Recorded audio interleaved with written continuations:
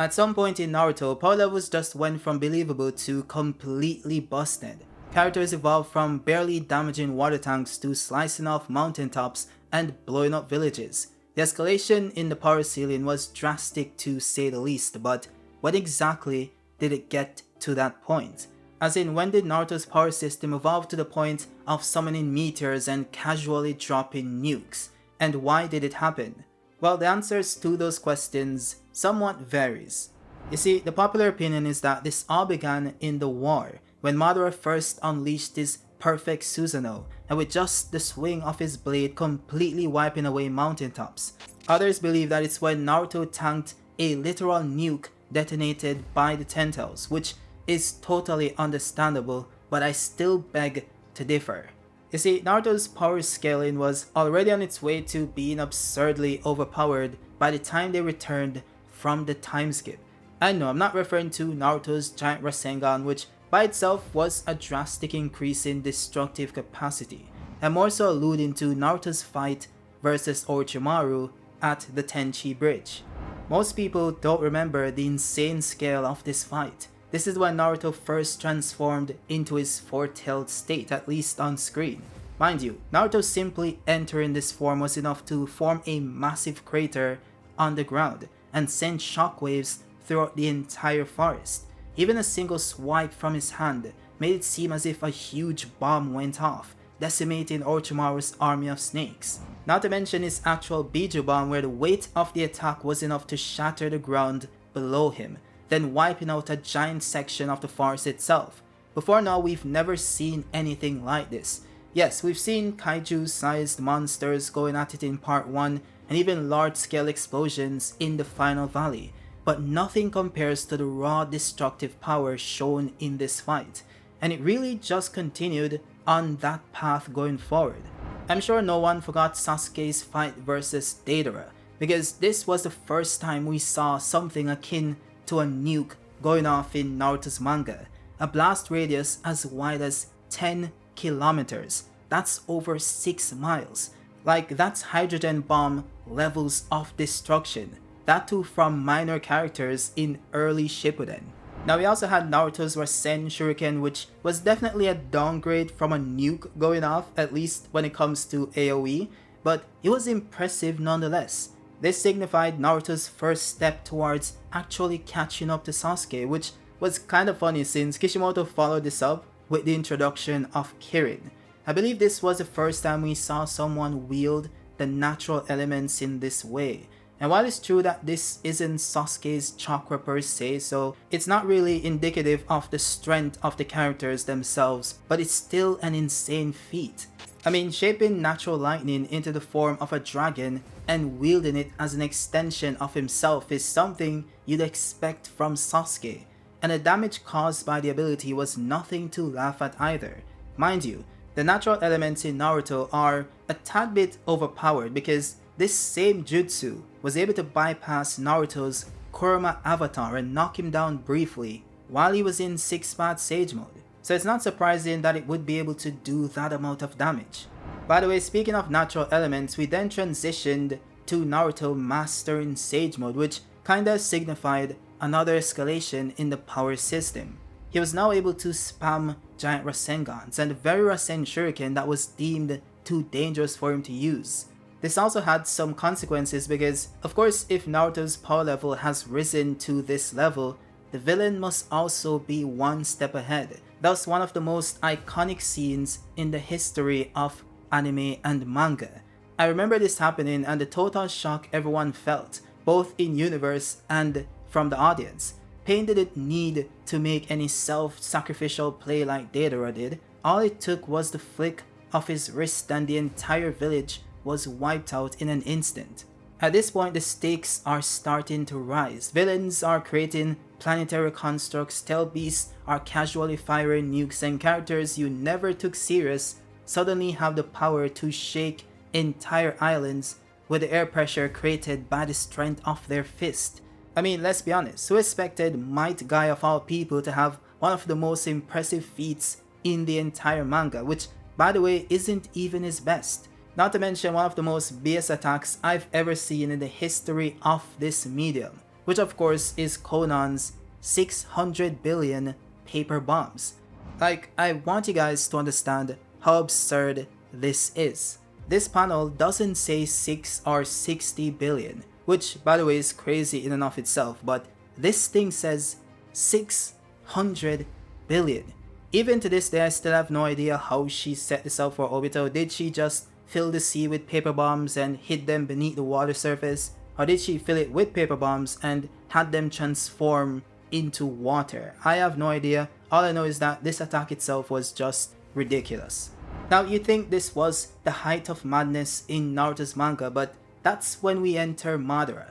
You see, as with Pain that came before him, he had to upstage the prior villain. And if we've already done nukes, one-tapping villages and creating large satellites, what is the next step? How can we make Madara seem like a bigger threat than the prior villain? Well, the answer of course is dropping not just one, but 2 meteors on the planet. And I remember this because it has one of my favorite lines from Madara, which comes after Kabuto claims that Madara is able to achieve a piece of the Sage of Six Paths power, thanks to the power he built into him. But Madara then scoffs at this and says, "Do not misunderstand. This is not power of your creation." And I just love that line, especially in English. But anyways, he then activated a 4-armed, double-faced, semi-humanoid Susanoo, but this time it's doing hand signs, different ones on each end. We then switch to the rest of the shinobi looking towards the heaven in awe and fear at the same time. We as the audience have no idea what's happening as yet, but the sense of dread was so palpable you could feel it. This was better captured in the anime, of course, since you could better feel the weight of the moment by the camera slowly panning outward to show us the scale of the attack, that being a giant meteor from space. And I think Gaara encapsulates this the best when he says, "Is this God's power?" Which, I don't know man, that's just crazy. But yeah, everyone started to panic and some even gave up entirely, trying to escape the inescapable. Onoki then steps up and flies towards the meteor, telling everyone that they must do something no matter how small. Naruto then questions what he's trying to do and the Stone Ninja says he's going to make the meteorite lighter and stop it. Onoki then slams into the celestial body, applying his lighten boulder technique onto it. He then managed to stop the meteor from making impact with the help of Gaara's sand, thus saving everyone from total annihilation. We all thought it was over at this point in time, but Madara then commends him, calling him a capable shinobi, and everyone starts to cheer. That is when Madara then says, "Now, what are you going to do about the second one?" All of a sudden, another meteor comes crashing in from outer space, colliding with the first one, decimating the battlefield. At this point, you're like, what can these ninjas do about something like this? Is a person like this even beatable? Well, that's when we enter Hashirama. This dude was so overpowered that he was able to spawn a 1,000 hand Buddha statue that was so huge he was able to pick up Madara's fully grown Ninetales cloaked in his perfect Susanoo like it was nothing. This thing was around 6 to 7 times bigger than all the mountains that surrounded it, and he was able to summon it with no trouble whatsoever. Before this, we were all confused at the thought of Madara losing to Hashirama. I mean, this is the same guy who wiped out multiple mountains by simply unsheathing his sword.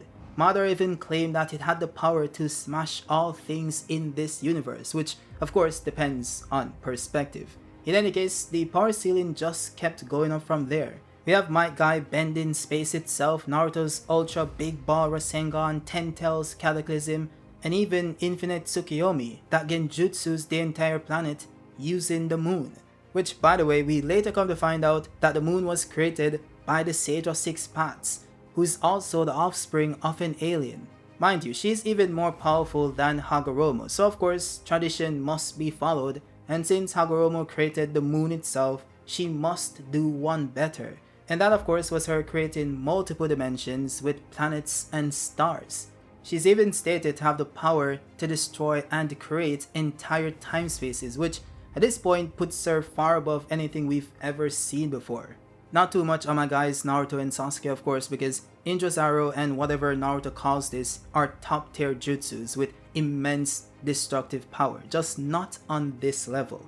Also, they did break the rule with the new villain doing crazier stuff, because the best feat Toneri has is cutting the moon in half, which while impressive wasn't that crazy given what we saw before. So by the end of the series, all of this was pretty casual. We're now used to Tail Beast bombs destroying mountains and a single attack from one entity going off like a nuke. The best one of course being from the Ten Tails, which sounded like what a nuke would sound like, by the way. Mind you, this escalation didn't just affect the destructive capacity of these abilities, but also the nature of the abilities as well. I mean, we now have a jutsu that rewrites reality, clones that exist on a different plane of existence, and the Renegon that pretty much does whatever Kishimoto wants it to do. And to be honest, I enjoyed it. I love the growth in the power system and how certain techniques were expanded upon to add more depth to what was initially established. I love the fact that we can feel the increase in power from the characters, because this is depicted on screen. We're not left to assume that the characters must have gotten stronger, because the world reflects this. And I know that some people disagree. I mean, that's where the entire thing about "I miss when Naruto was about ninjas" notion comes from, right? I'm not gonna pretend to not understand what people mean when they say this, like I've seen most people do. Yes, Naruto is never about your typical ninja. Clearly, we always had the fantastical element even back in part 1.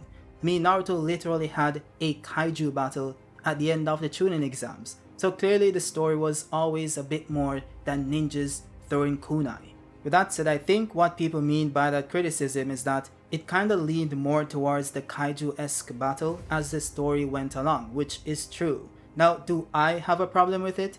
Absolutely not, but I can understand why others would. Those say that you guys are the reason why the fights in Boruto are low-scaled compared to what it was in Shippuden, and the funny thing about this is that you aren't even reading Boruto, which is just crazy. With that said, that is it for the video. If you guys liked it, drop a like and also consider becoming a subscriber. By the way, if you guys want to learn more about Naruto's most broken jutsu he only used once, by the way, check out this video or watch the other one. I don't know, it should be something interesting. But yeah, I'll see you guys soon. Peace.